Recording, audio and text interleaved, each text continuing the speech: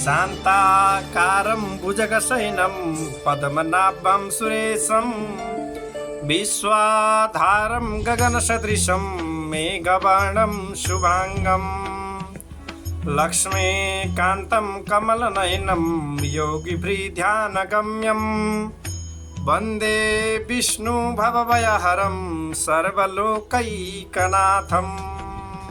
भगवान नारायणका श्री चरणमा कोटि कोटि नमन टक्राउँदै अखिल ब्रह्माण्डमा छरिएर रहनुभएका समस्त भक्त सज्जनवृन्दमा अनन्त कोटि नमन टक्राउँदै जति पनि व्यक्तित्वहरूले हाम्रो च्यानललाई हेरिकन साथ सपोर्ट गर्नुभएको छ समस्त व्यक्तित्वहरूमा हृदयदेखि नै नमन टक्राउन चाहन्छु। कथा प्रसङ्गसँगै आज हामी भगवत गीताका अमृतमय वाणीहरू श्रवण गर्नेछौँ, कथाहरूलाई श्रवण गर्नेछौँ। आज तृतीय अध्यायका कथाहरूलाई श्रवण गर्नेछौँ सज्जन। ओम श्री परमात्मने नमः। अथ तृतीय अध्याय। अर्जुन उवाच ज्ञान नै श्रेष्ठ लाग्दछ भने मलाई युद्धरूपी यस कठोर कर्ममा किन प्रेरित गर्नुहुन्छ हे भगवान। अर्जुन भन्नुहुन्छ, हे जनार्दन भगवान, यदि तपाईँलाई कर्मभन्दा ज्ञान नै श्रेष्ठ लाग्दछ भने मलाई युद्ध रूप यस कठोर कर्ममा किन प्रेरित गर्नुहुन्छ। दोधारे किसिमका अनेक वचनहरूद्वारा मेरो बुद्धि झन मोहित गरिरहनु भएको छ। त्यसैले एउटा कुरा निश्चय गरी भन्नुहोस् जसबाट मेरो कल्याण होस् भगवान। त्यसपछि दयाका सागर भगवान श्री कृष्णले भन्नुहुन्छ, हे निष्पाप अर्जुन, मैले यस श्लोकमा सांख्य अर्थात् ज्ञानीहरूका लागि ज्ञानयोग र योगीहरूका लागि कर्मयोग गरिकन दुई थरीको निष्ठा बनाएको छु। जुन व्यक्तिहरूले कर्महरू नगर्नाले मात्र नैष्कर्म्य भावलाई प्राप्ति गर्दैनन्, त्यसै गरिकन ज्ञान रहित कर्म सन्यासद्वारा मात्र पनि मोक्ष प्राप्ति गर्दैनन्। कुनै पनि व्यक्ति एकछिन पनि कुनै कर्म नगरिरहन सक्दैन, किनभने सबैलाई प्रकृतिका गुणहरूले विवश बनाइकन कर्म गराउँदछन्। जो मूढ व्यक्ति इन्द्रियहरूलाई कर्मबाट रोकिकन मनले चाहिँ ती विषयहरूको नै चिन्तन गरिरहन्छ भनेपछि त्यस व्यक्तिलाई ढोङ्गी पाखण्डी भनिन्छ सज्जन। हे अर्जुन, जसले आसक्ति रहित भएर मनद्वारा इन्द्रियहरूलाई संयमित गरिकन कर्म गरिरहन्छ त्यो व्यक्ति ढोङ्गी कर्म त्यागी भन्दा श्रेष्ठ हुन्छ। तसर्थ तिमीले शास्त्र निश्चित कर्म नै गर, किनभने नगर्नु भन्दा कर्म गर्नु नै राम्रो हो। केही कर्म गरेनौ भने त तिम्रो शरीरको जीवन यात्रा पनि चल्दैन। जब यस संसारमा ईश्वरार्पण अर्थात् बुद्धिले गरिने कर्मभन्दा अन्य सकाम प्रकारका कर्मले मात्र बन्धनमा पार्दछन्। यसैले हे कुन्ती पुत्र, तिमीले आसक्ति रहित भइकन निष्काम कर्म गर। पहिले जगत स्रष्टा ब्रह्माजीले यज्ञ सहित प्रजाहरूको सृष्टि गरेर तिमीहरू यज्ञद्वारा नै बढ र यज्ञ नै तिमीहरूका लागि अभिष्ट वस्तु प्रदान गर्न साधन होस् भन्नुभयो। तिमीहरूले अर्थात् यज्ञद्वारा देवतालाई तृप्त गर र देवताहरूले पनि तिमीलाई वृष्टि र आदिद्वारा तृप्त गरून्। यसरी परस्पर एक अर्कालाई बढाउँदै तिमीहरूले परम कल्याण प्राप्त गर्नेछौ।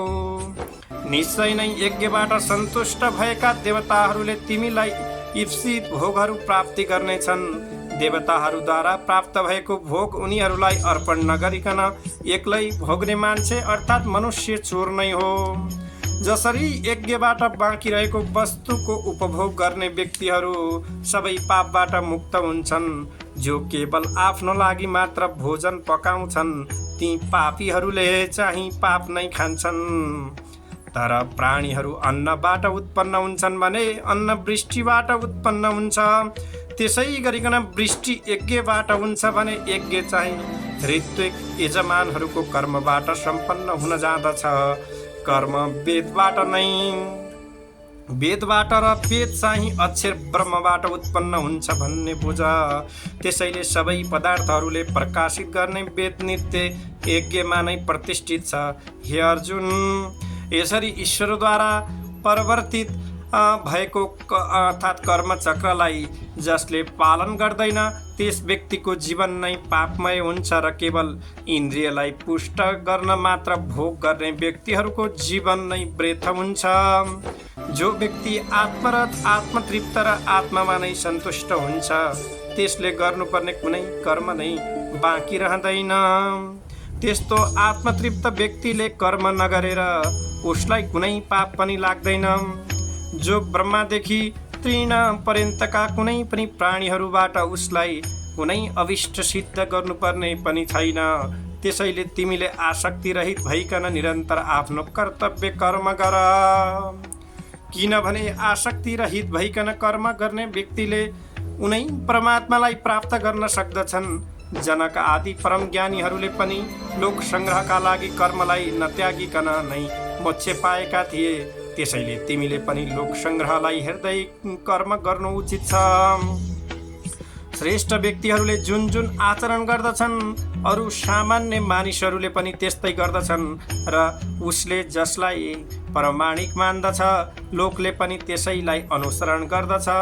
हे पार्थ, तिनै लोकमा मैले गर्नुपर्ने कुनै कर्तव्य छैन र मसँग नभएको कुनै त्यस्तो वस्तु छैन जसलाई मैले प्राप्त गर्नुपर्ने होस्। तर पनि म आफ्नो स्वधर्म रूप कर्ममा अडिग छु। हे अर्जुन, निश्चय नै मैले एकछिन पनि आलस्य रहित भइकन कर्म गर्न छाडे भने सबै मनुष्यहरूले मेरै अनुकरण गर्नेछन्। यदि मैले आफ्नो कर्म गरिन भने यी सम्पूर्ण लोकहरू विनष्ट हुनेछन् र म वर्णशङ्करको रचयिता हुनेछु। त्यसबाट मैले सारा प्राणीहरूलाई नष्ट गरिदिनेछु। हे अर्जुन, कर्ममा आसक्ति भएका अज्ञानीहरूले जसरी कर्म गर्दछन् लोक सङ्ग्रहलाई जान्ने ज्ञानीले पनि आसक्ति रहित भइकन त्यसै गरी कर्म गरोस्। ज्ञानीहरूले कर्ममा आसक्ति भएका अज्ञानीहरूको बुद्धिलाई विचलित नगरोस्, बरु आफैले तत्परताका साथमा कर्म गरेर सबैलाई त्यसैमा प्रवृत्त गरोस्। अहङ्कारद्वारा अन्तःकरण ढाकिएको व्यक्तिले प्रकृतिका 3 गुणहरूद्वारा गरिएका कर्मलाई मैले नै गरेको हुँ भनी मान्दछ। गुण र कर्मको यथार्थ विभागलाई जान्ने तत्त्वज्ञानी चाहिँ शरीर आदिबाट स्वाभाविक कर्म भइरहँदा पनि इन्द्रियहरू विषयमा गएका हुन् म होइन भनिकन त्यसमा आसक्ति गर्दैन। प्रकृतिका गुणहरूद्वारा मोहित भएका ज्ञानीहरू अनेक फल दिने सकाम कर्महरूमा लाग्दछन्। अल्पबुद्धि भएका ती मूर्खहरूलाई आत्मज्ञानीले विचलित नगरोस्। तिमीले सम्पूर्ण कर्महरूको भार ममाथि राखिदेऊ र विवेक बुद्धिपूर्वक सारा शोकलाई त्यागिकन फलको इच्छा र ममताले रहित भइकन युद्धरूपी स्वधर्म गर। दोष दृष्टिले रहित भएका जो श्रद्धालु मानिसहरू सधैँ मेरो यो मतको अनुसरण गर्दछन् ती व्यक्तिहरू पनि कर्म बन्धनबाट मुक्त हुन्छन्। सबै थरी ज्ञानले रहित मूर्ख र चेतनाहीन जो दोष दर्शीहरू मेरो मतलाई अनुसरण गर्दैनन् तिनीहरूलाई नष्ट भइसकेको जान। ज्ञानी व्यक्तिले पनि आफ्नो स्वभाव अनुसार नै चेष्टा गर्दछ। सम्पूर्ण प्राणीहरू आफ्नो स्वभावकै अनुसरण चल्दछन्, त्यसमा कसैले रोकेर के हुन्छ र? इन्द्रियहरूका विषयहरूमा ती इन्द्रियहरूका राग अथवा द्वेष अर्थात् पहिलेदेखि नै मुमुक्षु मोक्षको इच्छा राख्ने व्यक्तित्वहरूका लागि शत्रु समान हुन्। राम्रोसँग पालन गरिएको परम धर्मभन्दा गुणले रहित भए तापनि स्वधर्म नै कल्याणकारक हुन्छ। बरु आफ्नो धर्ममा मर्नु श्रेय हो, तर परधर्म अत्यन्त भयावह हुन्छ। यसपछिबाट अर्जुन भन्नुहुन्छ, हे वृष्णि श्रेष्ठ, व्यक्तिले कुन कारणद्वारा प्रेरित भएर नचाहँदै पनि अरूले बलात् गराए झैँ पाप गर्दछ। त्यसपछिबाट भगवान भन्नुहुन्छ, काम र क्रोध नै व्यक्तिलाई पापमा प्रवृत्त गर्ने कारण हुन्। कामना त अत्यन्त पापमय सम्पूर्ण संसारलाई खाइदिने प्रमुख शत्रु हो भनिकन जान। हे अर्जुन, जसरी धुवाँद्वारा आगो ढाकिन्छ, मैलोद्वारा ऐना ढाकिन्छ अथवा सालनालद्वारा गर्भ ढाकिन्छ, त्यसै गरिकन ज्ञानीको नित्य शत्रु समान भएको त्यो कहिल्यै पुरा नहुने कामना रूपी ज्वालाले ज्ञान ढाकिएको हुन्छ। यो कामना बस्ने ठाउँ भनेको इन्द्रिय, मन र बुद्धि नै हुन्। यिनैको आश्रयमा ज्ञानलाई ढाकेर कामनाहरूले जीवनलाई मोहित बनाउँदछ। हे भरत श्रेष्ठ, त्यसैले तिमीले पहिले इन्द्रियहरूलाई निग्रह गर र ज्ञान एवं विज्ञान दुवैलाई नष्ट गर्ने यो पापमय कामनालाई मारिहाल। स्थूल शरीरभन्दा इन्द्रियहरूलाई श्रेष्ठ हुन् र इन्द्रियहरूभन्दा मन तथा मनभन्दा बुद्धि र बुद्धिभन्दा त्यही परमात्मा श्रेष्ठ हो। हे महाभाव, यस प्रकार आफैले आफ्नो मनलाई शान्त गरिकन बुद्धिभन्दा पर रहेको त्यो आत्मतत्त्वलाई बुझेर तिमीले कामना रूपी दुर्जय शत्रुलाई मार। ओम श्री कृष्णाय नमो नमः।